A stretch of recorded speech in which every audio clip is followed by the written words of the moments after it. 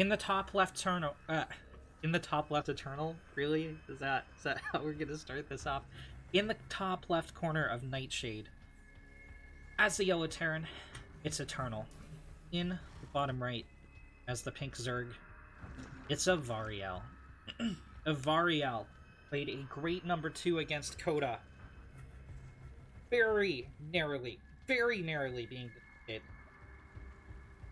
There were several points where she looked like she was going to take the game on Eternal Empire in her initial match. And Eternal sitting 200 MMR below Coda. I don't think MMR actually matters here. Like I said, Evariel has the leveling factor that she's a member of the Platinum Heroes, and has like an entire team of people prepping her to take down her opponent, helping her find replays, etc. If I know anything about her captain, Papa Pan, character, all those great people, banner of the... So,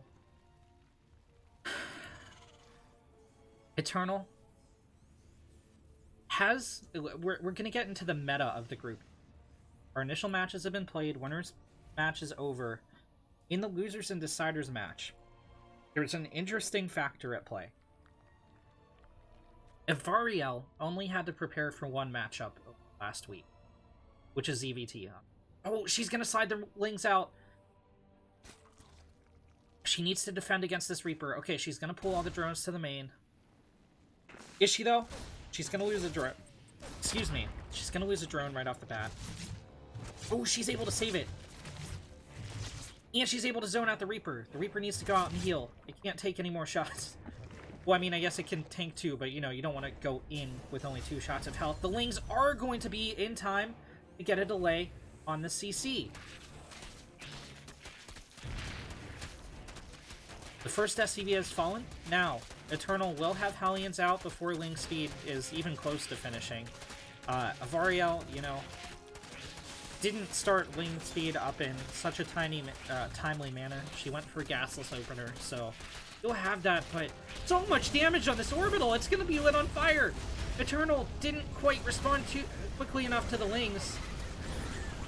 And now he's gonna be forced to use precious minerals to repair. We'll keep an eye on that in the bottom right corner. In the meantime, the Zerg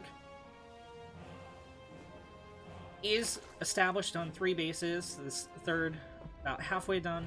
A little bit on the later side of the scale, but considering the delay Evariel got on the CC and the damage caused by it being on fire, you know, she's ahead. What I'm trying to say here. 5 workers ahead. And economically ahead due to the resources they're forced to be using on repairing in this orbital.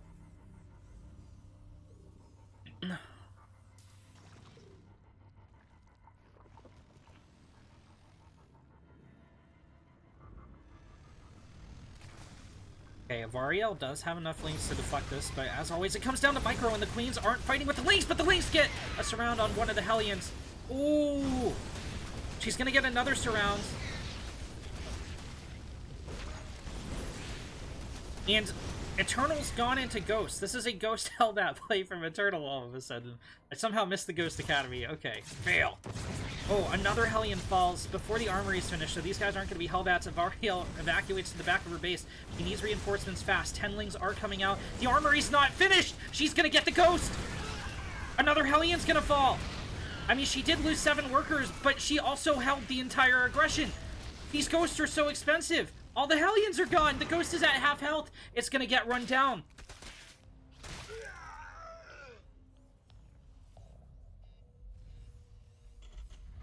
Now, Eternal can morph these into Hellbats and hold this wall for days. But holy smokes, what a way to start the series. Evariel is tapping into the CC. She's going to be able to do quite a lot of damage.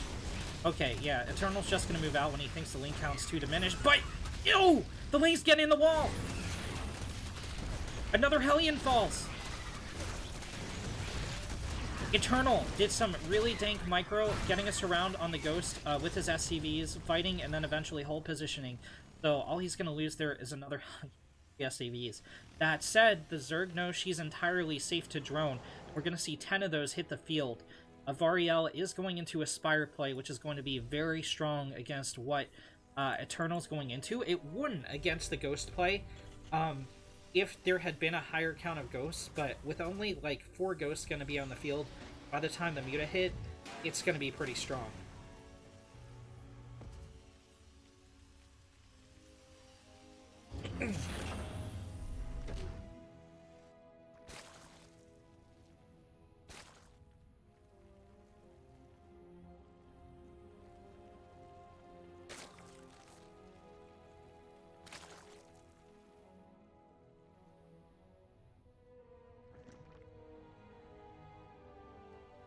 I mean, EterNal's going to scan and see the saturation on the 3rd, and it's going to tell him absolutely nothing about what's going on. Does he know anything about the Spire? Okay, he did scan the main, he does see the Spire.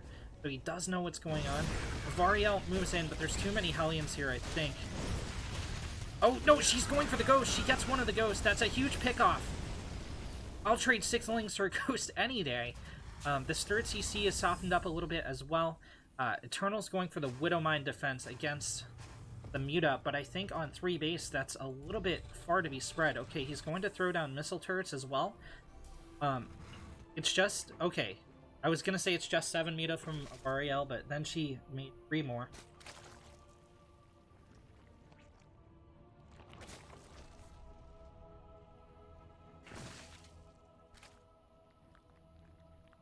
Melee is started up here for Evariel finally, but EterNal has 1-1 on the way.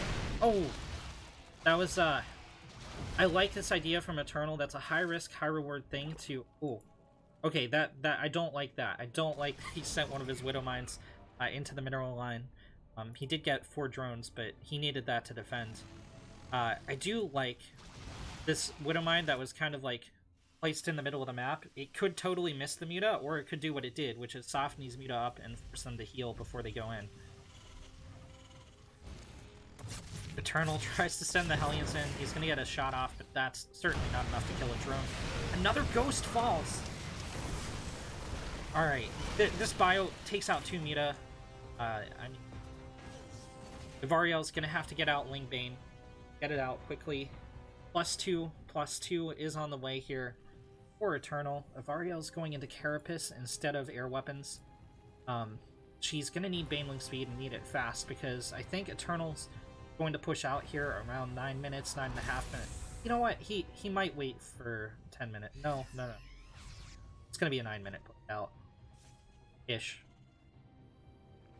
Evariel is morphing in Banes.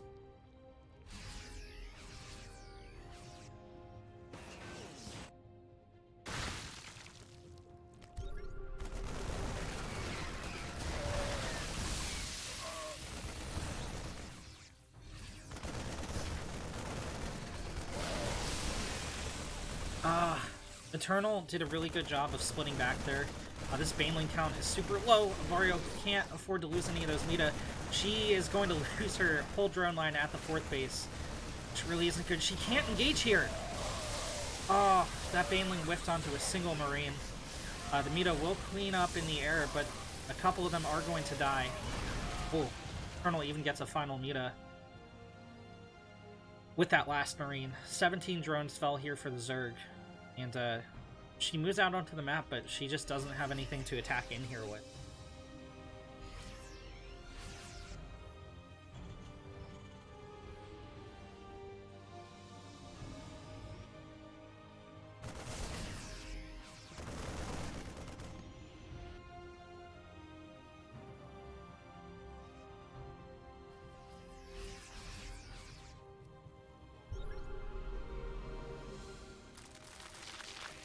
Oh no! She morphs the Banes in the scan. EterNal knows exactly where these are.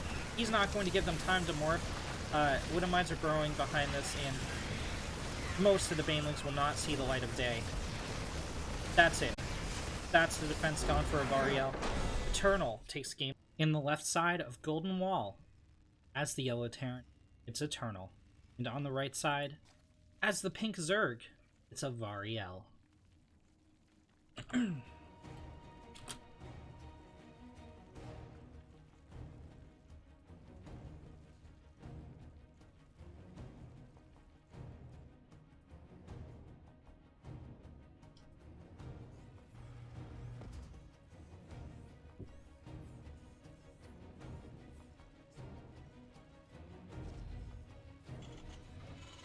Oh man, these guys are gonna kill my voice.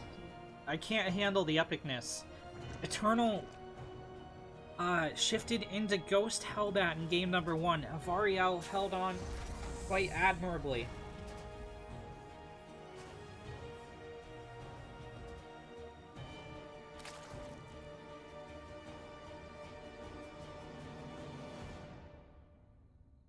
But it wasn't enough. EterNal stimmed in with a couple medevacs, took out Evariel's 4th base. She didn't evac the drones. She bought out too many muta. She just needed Lingbane a little bit earlier. It's going to be a hatch first this time. In the previous game, you know, she went pool first. She was able to get a delay on EterNal's orbital. EterNal did a good job of finishing the building, sneaking out his SCV and microing it so that the Lings didn't aggro on, and it had just enough time to finish up the building. Meant, of course, he could repair it eventually and get himself back in the game.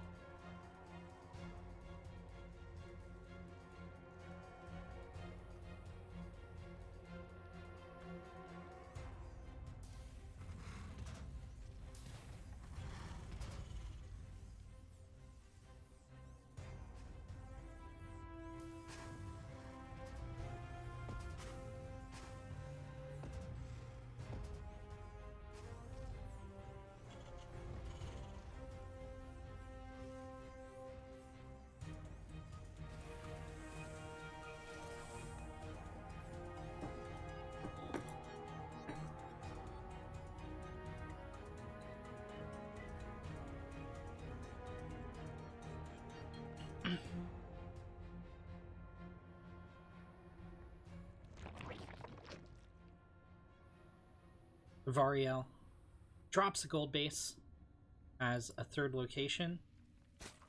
EterNal, sure to check that in the second. Wait, no, he sends the SCV. No, EterNal, please make sure he doesn't have the gold base.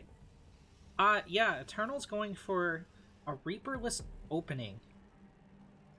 And that's because he is going to Rax Factory with a bunch of Marines. I think he's going to hit a Marine tank timing here. This is a 2-1-1, ladies and gentlemen, without a Reaper. It's a 2-1-1 to do run.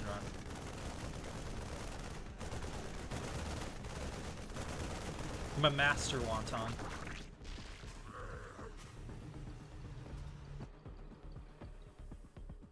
Evariel's going for a Ling Flood. 16 more coming out here. She needs to group up before she goes in. Okay, it's going to be a full-on Baneling bust from Evariel, actually. The context clues here were the fact that she didn't take her 2nd, 3rd gas, and she's a little anemic on the drone count, but it was really subtle. EterNal will not have a wall up in time. Oh, that's not a wall, buddy. The SCVs run toward the ramp, right into the Banelings. 6 SCVs fall right off the bat, but the Marines gun down all the Banelings on the high ground. No, Evariel's overextending here. She gets the kill on the supply depot, but that doesn't really mean anything. Oh. EterNal shoots his own command center to assert dominance.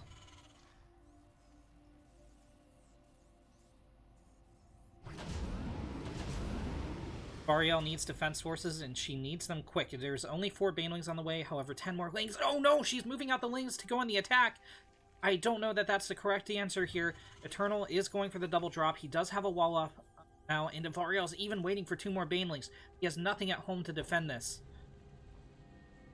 +1 is started for the Yellow Terran.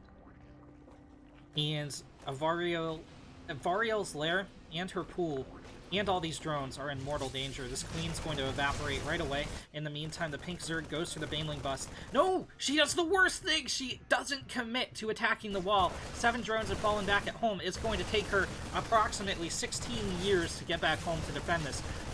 Goldenrod, it has just such a massive rush distance. And 21 drones go down. She could have busted the wall. Look. If you're going to execute a plan, it is better that you commit to the plan. How do I actually make this a sentence? It's totally better that you just commit to whatever you're doing, that you stay the course, and even if it's not, efficient, given what's going on in the game, you're already committed in the game of StarCraft. Like, you have very small windows to decide that you're not going to do something in StarCraft. Now, she will crash in here, but there's 3 medevacs in the sky, and EterNal is still destroying the Zerg back at her base. He doesn't have a full wall off on the high ground, though, for some reason. He didn't remake that supply depot. So Evariel will get in here, but with 3 medevacs helping out in the skies, this damage is limited in what it can do. The hold position SCVs are making it a little bit of a struggle for the Lynx to engage, and they're crashing in one at a time against the Marines in the choke point. In the meantime, Evariel is doing what she should have done with the first Wing Flood and cleaning up what's here at the natural base. But she won't pick off +1. +1 finishes for EterNal. Now these Marines are all the stronger. In the meantime, he's still pumping out damage on Evariel's side of the map. She has 4 Zerglings here. They are going to do absolutely jack to these Marines. 1 Marine goes down for 4 Zerglings, which I guess is okay, but she's about to lose her lair. No, you can't engage with...